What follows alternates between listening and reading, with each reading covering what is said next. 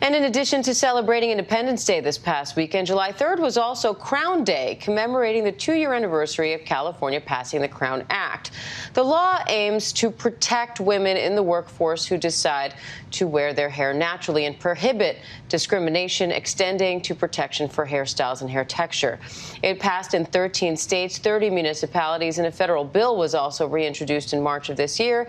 And here with us now for more on this, Los Angeles County Supervisor and former California State Senator Holly Mitchell. Holly, thanks so much for being here, Senator. We appreciate your time.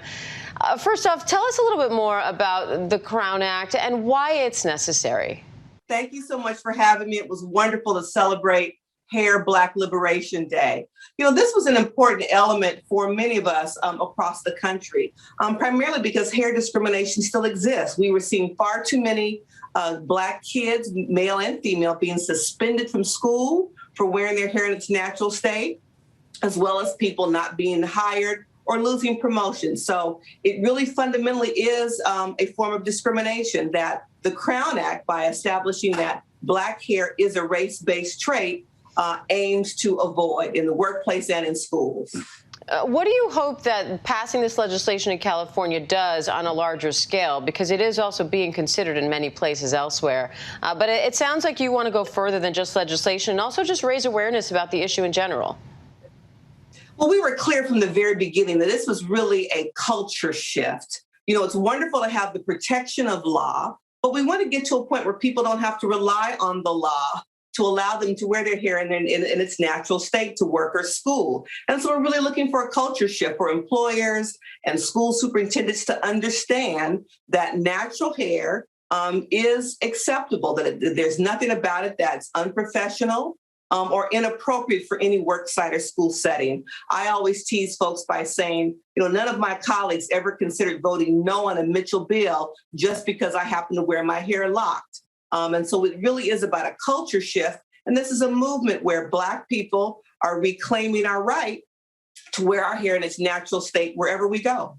And this is going to sound like a very basic question, but it may be confusing to some. Just explain what you mean when you say natural hair.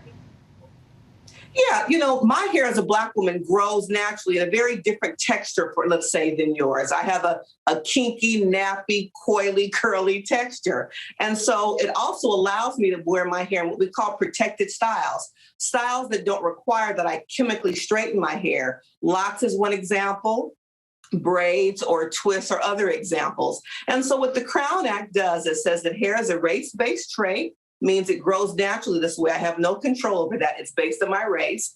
And that these protected styles are protected under the law as well. And so it basically means that my hair grows in a very different texture and pattern. And as a result of that, I have the opportunity and privilege to wear unique hairstyles. So you can't say that braids or locks or any of these other styles are, quote, unprofessional and can't be worn in the workplace that way.